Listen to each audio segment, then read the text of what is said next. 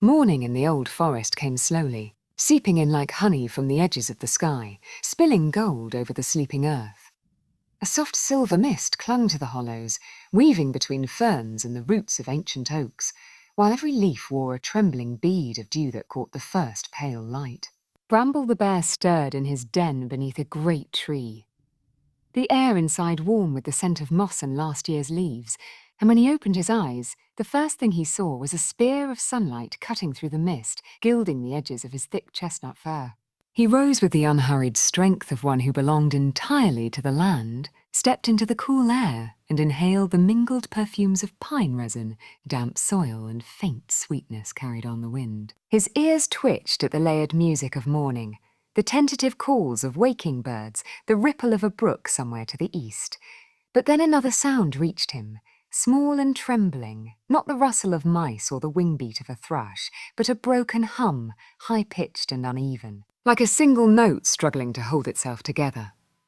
Curious, Bramble followed the sound through a patch of sun-dappled grass, past a fallen log thick with moss, and into a clearing he had never noticed before, where sunlight poured like liquid gold over daisies and violets. In the centre, on a single daisy, sat a bee no larger than the curve of his claw, her amber-striped body gleaming faintly, her delicate wings drooping as though too heavy to lift. She hummed weakly, her legs trembling, and when Bramble lowered himself to the ground and asked in his deep, snow-muffled voice why she sounded so tired, she lifted her tiny head and said her name was Pollen, that a storm had hurled her far from her hive, leaving her lost hungry, and too weak to return. Something in Bramble's chest warmed, a quiet, protective ache, and he offered her his paw, saying he knew the forest well and could take her home. She hesitated, her black bead-like eyes meeting his, but then stepped onto the velvet pad of his fur, and he lifted her with the same care he might cradle a fallen. Together they began walking through a world that seemed suddenly richer.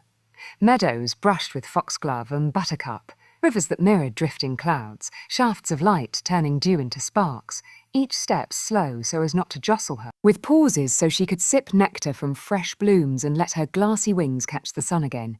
And as the hours passed, they began to speak.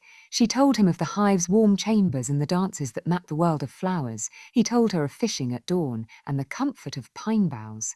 Under a winter moon, and though they had not yet found her hive, Bramble felt the rare contentment of walking not alone, while the forest, in its quiet way, seemed to sense that something gentle and important had begun, the wind softening its breath as if listening. By midday they had reached the Whispering Creek, its water clear enough to see every pebble on the bottom, each one glinting like a coin, and Bramble waded through with slow, deliberate steps, feeling the current curl around his legs, while Pollen clung to the thick fur on his shoulder. On the far bank, the ground rose into a meadow where bees, butterflies, and dragonflies floated in the air like fragments of coloured glass, yet none of them were Pollen's kin, and her gaze lingered on the horizon as though trying to will her hive into existence beyond it. The sky began to gather clouds, thin at first, but slowly knitting together into a veil of silver that dulled the light. The scent of rain brushed against Bramble's nose, and he suggested they take shelter beneath a stand of willows, their long green ribbons swaying in the wind. They sat there, listening to the first drops patter against the leaves, Pollen nestled in the curve of his paw where she was shielded from the damp.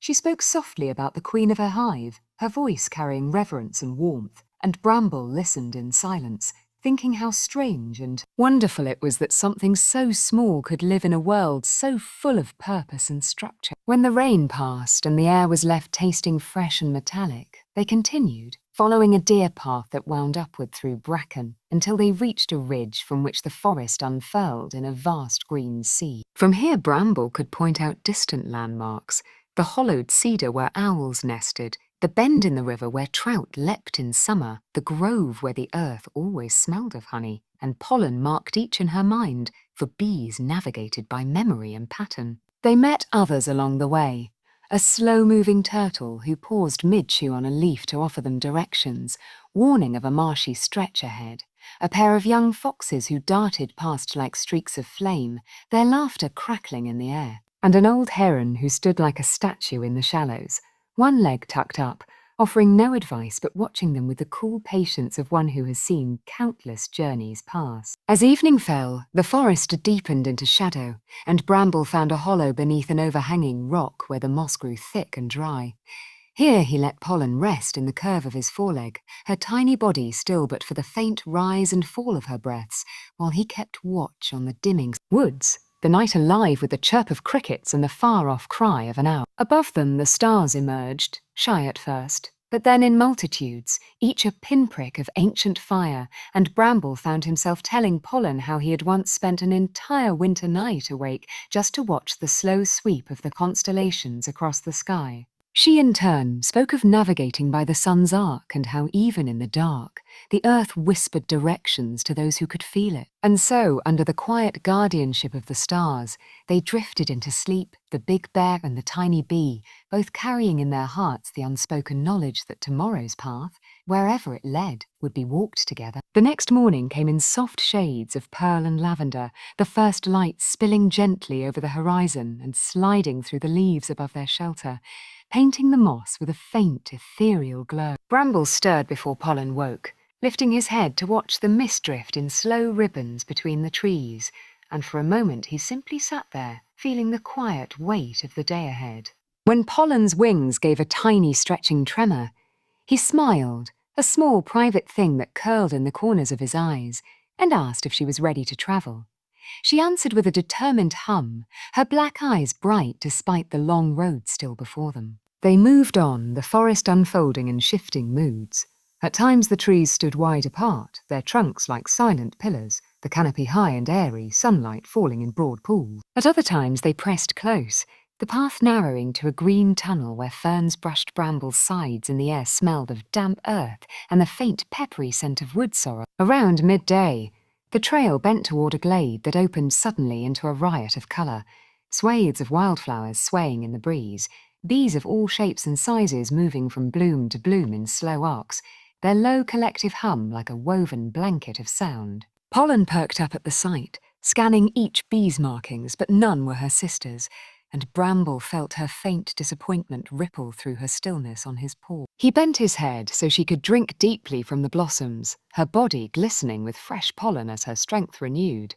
As she worked, he sat in the grass, watching how the light shifted on her wings, thinking how fragile they looked, yet how far they had carried her already. When they left the meadow, the land dipped toward a shallow valley where a stream braided through beds of smooth stone, its banks crowded with willow saplings and clusters of water mint that released a cool fragrance when brushed. Bramble waded through slowly, the water swirling around his legs in curling patterns, while Pollen clung to his fur, her tiny antennae sweeping the air as if memorizing every scent for the map in her mind. On the far bank they encountered the marsh the turtle had warned about, a stretch of earth dark with waterlogged soil and dotted with reeds that whispered together in the breeze. Bramble tested the ground with heavy steps, finding a path of firmer earth, and when they reached a point where the way forward narrowed to a muddy channel, he crouched low and let Pollen fly ahead to scout for a safe crossing. She returned quickly, pointing him toward a fallen birch that lay like a pale bridge across the muck. And with careful balance he crossed, his claws clicking softly against the smooth bark. As the day wore on, the sky grew heavier, clouds gathering in slow swells until the light took on that peculiar greenish hue that precedes a storm. The wind picked up, rattling the leaves and sending the scent of rain ahead. Pollen tensed at the shift in air, and Bramble, sensing her unease, quickened his pace until they found shelter beneath a natural overhang of rock, its mouth draped with ivy. The first drops pattered on the leaves above them, soft at first but quickly swelling into a steady drumming that blurred the edges of the world. The air cooled, and the earthy smell of wet soil rose thick around them. Bramble settled against the wall of stone, cupping Pollen close to keep her dry. She, in turn, told him how bees sense approaching storms, the pressure change in the air, the way flowers close early, and how the hive works in unison to prepare for long rains, sealing the entrances, clustering for warmth. He listened with the same attentiveness he gave the shifting winds or the call of a distant bird, and when she finished, he told her of winters in the forest, how the snow lay so deep that sound itself seemed to sleep, and how waking in spring felt like breathing for the first time again. By nightfall, the rain eased, leaving the forest glistening as though every leaf had been polished. They moved on, the air fresh and sharp, small pools reflecting fragments of the clearing sky where the first stars began to tremble into view. They came upon a family of rabbits nibbling clover at the edge of a thicket, and the eldest, a doe with fur the colour of warm sand, hopped forward to ask where they were headed. When Bramble explained, she tilted her head thoughtfully and told them of a ridge 2 days north, where bees often nested in a stand of hollow oaks, offering to show them a shortcut through her warren's trail if they left at dawn. They agreed, and the next morning the rabbit led them along narrow paths invisible to the untrained eye, winding between brambles and under low arches of hazel branches until they emerged into a sunlit field, where dew still clung to every blade of grass. Bramble thanked her, and as she bounded away, Pollen remarked on how each creature in the forest seemed to carry pieces of the map they needed, as if the land itself wished her homecoming to happen. They crossed hills dusted with wild thyme, the scent rising with every step, and skirted the edge of a pond where herons stalked the shallows with patient precision. Bramble paused here, watching the herons for a time, their stillness a counterpoint to his slow but constant movement, and Pollen noted the patience of a hunter and the patience of a traveller were not so different.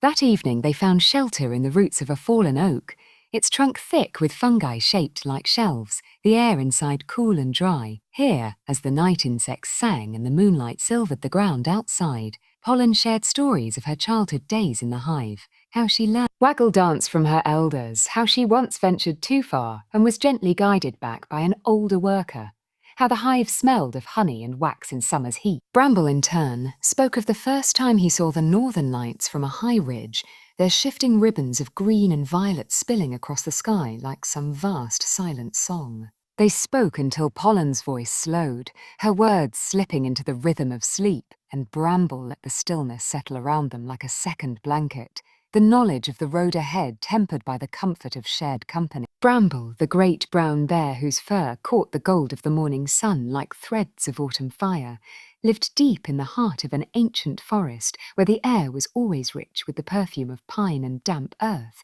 and where the light trickled through the canopy like melted honey, dappling the mossy ground with shifting patches of gold. For years he had roamed the shaded paths and clearings, his paws pressing softly into the earth as if he had grown from it, his breath slow and steady, his heart content in the rhythm of the seasons. But beneath his placid strength was a quiet yearning he never named, a longing that stirred only in moments when the forest seemed too still, too empty, as though it were holding its breath for something yet to come. On a morning like any other, the sky brushed with the pale pink of dawn and the stream whispering secrets to the stones in its bed.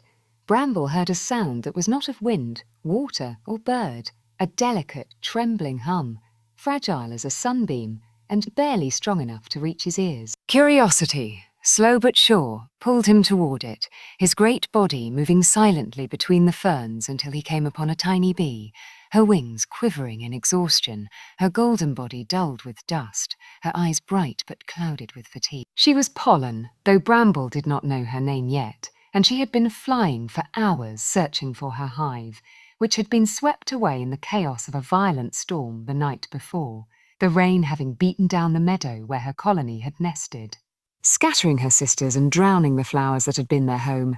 Now she was lost, far from the scent trails and the familiar hum of her kin, her small body carrying both hunger and despair, and Bramble, seeing her so fragile against the vastness of the forest, felt something stir in his heart, tenderness, a protective warmth he had not felt in seasons.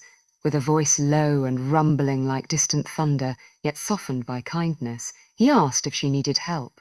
And though at first startled by the sheer size of him, Pollen sensed in his steady gaze no danger, only a quiet strength. So she told him of her plight, her words as quick and light as the buzz of her wings, explaining how she had flown through darkness lit only by lightning, how she had clung to a trembling blade of grass until the storm passed, and how the world, once familiar, now seemed impossibly large. Bramble, without hesitation, offered to guide her, though he knew the forest well enough to understand it would be a long and winding journey. For the meadow she spoke of lay beyond hills, rivers, and tangled thickets.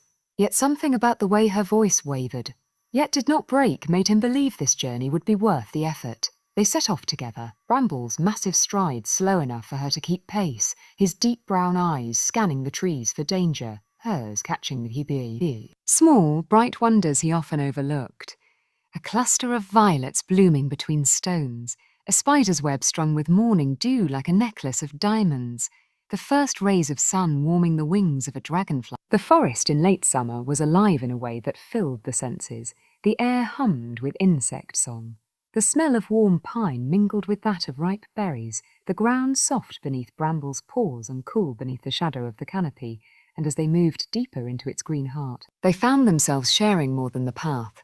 Bramble told her about the quiet winters when snow muffled every sound, about the spring rivers swollen with meltwater, about the summer nights when the moon turned silver on the fur of deer. Pollen spoke of the hive's intricate dances, of the way her sisters fanned their wings to cool the brood, of the taste of nectar fresh from the flower, each story weaving a bridge between their worlds. But the forest, though beautiful, was not without its trials, and soon they faced the first, a stream swollen night storm, its waters tumbling fast over slickstones.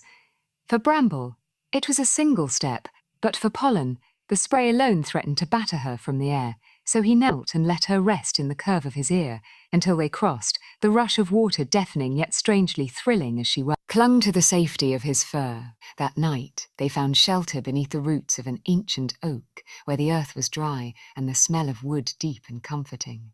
And as Bramble dozed lightly, Pollen lay awake for a while, listening to the steady rise and fall of his breathing, feeling for the first time since the storm that she might find her way home. Their journey stretched across days, through meadows where the air shimmered with heat, across hills rolling like the backs of sleeping giants, into valleys where mist clung to the grass until noon, each step marked by small acts of care. Bramble slowing when Pollen tired, Pollen warning him of thorny brambles before his paws could be scratched. They braved a sudden rain that turned paths to mud, hid from the shadow of an owl gliding silently overhead, and shared the sweetness of wild raspberries that stained Bramble's muzzle red. And then at last, one evening when the sky was washed with the orange glow of the setting sun, they crested a hill and the scent hit them, rich, warm, unmistakable honey. Below lay the golden grove, a meadow thick with goldenrod and clover, their blooms swaying gently in the breeze, and above them the air danced with the hum of countless bees. Pollen's wings thrummed with joy, her tiny body trembling with relief as she darted ahead, calling to her sisters, and in moments she was surrounded, embraced in the swirling dance of her kin, the air alive with the music of reunion. Bramble stood at the meadow's edge, watching the joy unfold, his heart swelling with pride and something bittersweet, for though his task was done, the path ahead would be walked alone. Pollen, breaking from the swarm, flew to him one last time, her eyes bright in the fading light, and told him that she would never forget the bear who carried her across the forest, who shared his stories, his strength, and his kindness. She promised that whenever he passed this way, there would be honey waiting for him, a gift from the hive in gratitude for the friendship that had bridged the gap between their worlds. And so they parted, Bramble turning back toward the forest's deep shadows, his paws light despite the weight of parting, the memory of the journey warming him against the cool night air. And in the seasons that followed, whenever he wandered near the golden grove, the bees would greet him not with fear, but with gentle hums, offering him drops of golden sweetness, not just honey.